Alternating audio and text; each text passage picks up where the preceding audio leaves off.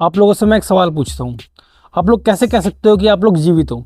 आप बोलोगे कि हमारे पास सेंस ऑर्गन है, जैसे आँख, कान, नाक, जीभ और स्किन, जिनसे हम फील करते हैं, लोगों से बात करते हैं, तो चलता है पता कि आप लोग जीवित हो। क्या इन सेंस को पागल बनाना आसान काम नहीं है?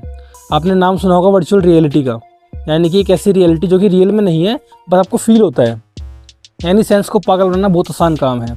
अब मान लो आप सपना देख रहे हो, सपने में आप कॉलेज जा रहे हो, स्कूल जा रहे हो, दोस्तों से मिल रहे हो, बात कर रहे हो, लेकिन असली में तो आप सो रहे हो। यानी कि ये बस आपके दिमाग की एक इलेक्ट्रिकल एक्टिविटी है, जिससे आपको लगता है कि ये सब रियल में हो रहा है। यानी कि रियलिटी भी रियल नहीं है। समझ रहे हो आप? इसका मतलब ये हो सकता है कि जो आप देख रहे हो, मैं देख रहा हूँ, आप हो, मैं हूँ, जो आपके आसपास चीज़ें हैं वो सब रियल में है ही नहीं, वो बस आपके दिमाग में एक एक्टिविटी हो रही है। यानी कि मात्र ही आपके दिमाग की बस एक कल्पना भी हो सकती है। और जो आपको सुनने में बड़ा अजीब लग रहा होगा, जो इनका आधार है वो साइंस फिक्शन नहीं है, साइंस ही है, बल्कि फिजिक्स के जो नियम है, थर्मोडायनेमिक्स का दूसरा नियम, एंट्रोपी, प्रायिकता, ये सब इसके आधार हैं। और इन्हीं के बेस पे साइंस बोलता है कि हो सकता है जो आप हो, आप रियल में हो ही ना, आप बस एक बोल्ट्जमैन ब्रेन हो। अब क्या है बोल्ट्जमैन ब्रेन, कौन है बोल्ट्जमैन, और क्या है रियलिटी, यही बात करेंगे हम आज के एपिसोड में। शुरुआत करते हैं थर्मोडायनेमिक्स के दूसरे नियम से। इस नियम के अनुसार जो एंट्रोपी होती है किसी भी आइसोलेटेड सिस्टम की, वो हमेशा बढ़ती रहती है और यह कभी नेगेटिव में नहीं होती। आइए इसे आसान भाषा में समझते हैं। एंट्रोपी मतलब होता है डिसऑर्डर, यानी कि चीज़ें कितनी बिगड़ी हुई हैं। सपोज करो पानी है गिलास में, तो उसकी एंट्रोपी कम है, लेकिन जैसे ही वो पानी नीचे गिरा ज़मीन पे, उसकी एंट्रोपी बढ़ गई। एक साबुत अंडा है, उसकी एंट्रोपी कम है, लेकिन जैसे ही अंडा टूट गया, तोड़ दिया आपने, तो उसकी एंट्रोपी बढ़ गई। यानी कि एंट्रोपी हमेशा कम से ज़्यादा की ओर ही बढ़ेगी। अच्छा, फिर सवाल आता है कि दुनिया में ऐसी कौन सी ताकत है जो एंट्रोपी हमेशा कम से ज़्यादा की ओर लेके जा रही है? तो उसका जवाब है प्रायिकता।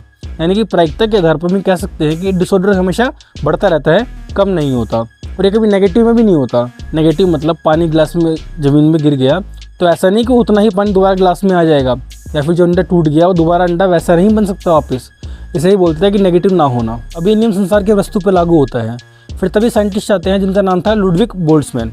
इन्होंने कहा कि ये नियम तभी लागू होता है जब समय सीमित हो, यानी कि लिमिटेड हो, लेकिन अगर समय असीमित है, यानी कि अनलिमिटेड है, तो ये नियम लागू नहीं होता। इसका उन्होंने आधार बनाया, यानी कि जो एंट्रोपी है वो ज़्यादा से कम की तरफ भी जा सकती है। इसका उन्होंने आधार बताया जो यूनिवर्स है।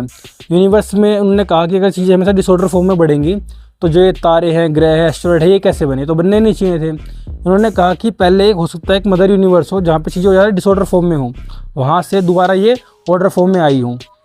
यानी कि अगर समय सीमित नहीं है, यानी कि असीमित है और अनलिमिटेड है, तो चीज़ें डिसऑर्डर से ऑर्डर फॉर्म में भी आ सकती हैं।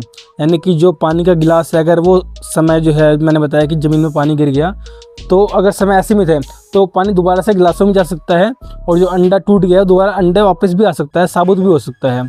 सुनने में आपको अजीब लग रहा होगा, लेकिन साइंस इसे मान चुकी है।